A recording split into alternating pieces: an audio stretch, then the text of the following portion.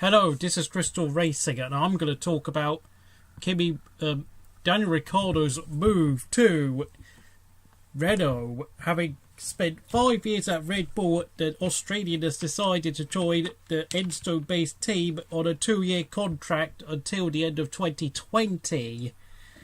I think Daniel Ricciardo has gone to Renault because of the fact that he thinks that Honda, who will be supplying engines to Red Bull next year, will do a bad job.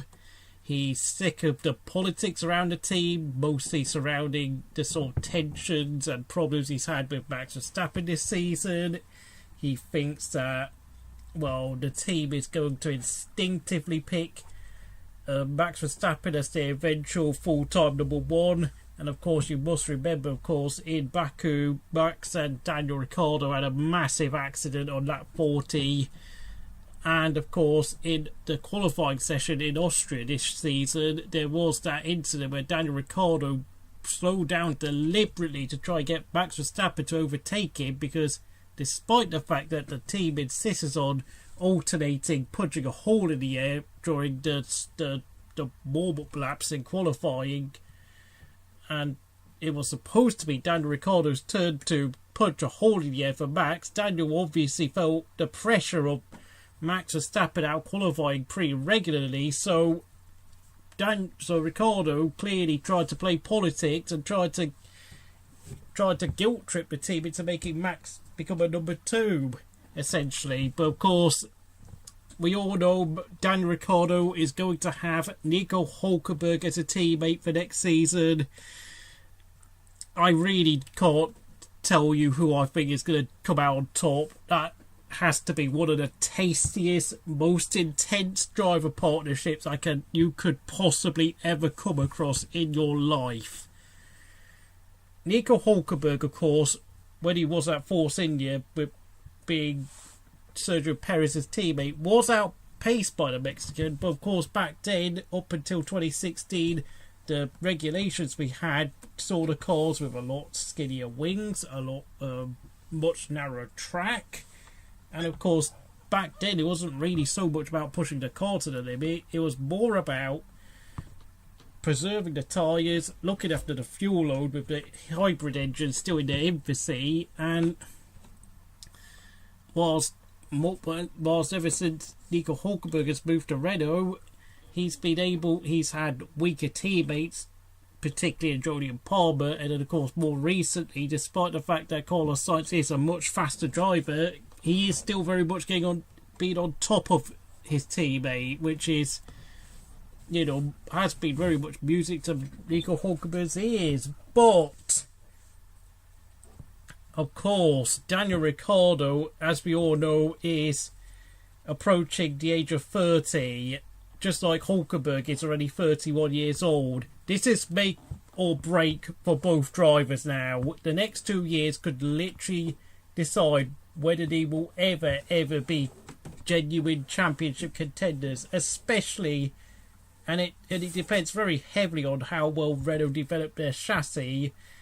And having said this, though, regardless of what you think of Ricciardo's move, this has been a massive result for Cyril Abiteboul and the whole company at Renault, who can literally just flip their middle finger at Red Bull, who, of course, as we all know, the relationship has been pretty bad between Red Bull and Renault over the past few years, because this is such a major coup for the Enstone-based team.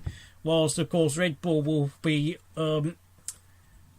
be weakened on the driver front to some extent, because whilst Max Verstappen is going to be guaranteed number one status for next year, they've got a very, very, very, very difficult choice in choosing Carlos Sainz, who, of course, as we all know, did not get on well with Max Verstappen at Toro Rosso, and of course, both of them kept refusing to follow team orders. Of course, Singapore 2015, when Max refused to pull over for Carlos Sainz because Sainz was on a better strategy, and then, of course, in Australia 2016, Carlos Sainz in turn refused to move over for Max Verstappen, who was clearly faster. And then, of course, there's a second choice of Pierre Gasly, who, for me, despite the fact that he has done fairly well in patches during his 10 months he's spent in Formula 1 so far, because of course he did make his debut in Malaysia halfway towards the end of last year. I don't really think he's good enough yet, to be honest, and I'm not even, and to be honest, there's a lot of work to be done with Pierre Gasly, and this kind of leaves a potential opening slot for Kimi Raikkonen, because let's face it, Max Verstappen and Carlos Sainz are bound to fall out. Pierre Gasly isn't really good enough, and obviously with the rule changes in 2021, it would probably be fitting that Red Bull will be in that time experimenting with a few experimental pieces for their potential 2021 car when the new regulations come in.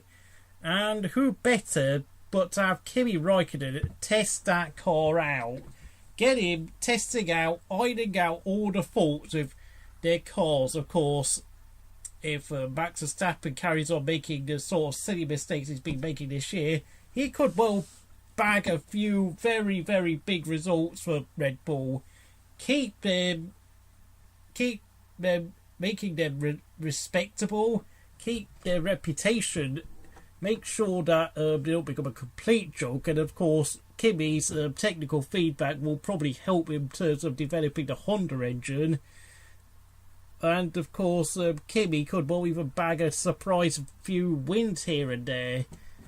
Of course, I am being very theoretical with all my my beliefs of what could happen in the next few years, because quite frankly Pierre Gasly doesn't look ready for Red Bull seat, and Carlos Sainz is just really kind of falling out of favour. So if you enjoyed this video, please like and subscribe, and I'll see you again next time.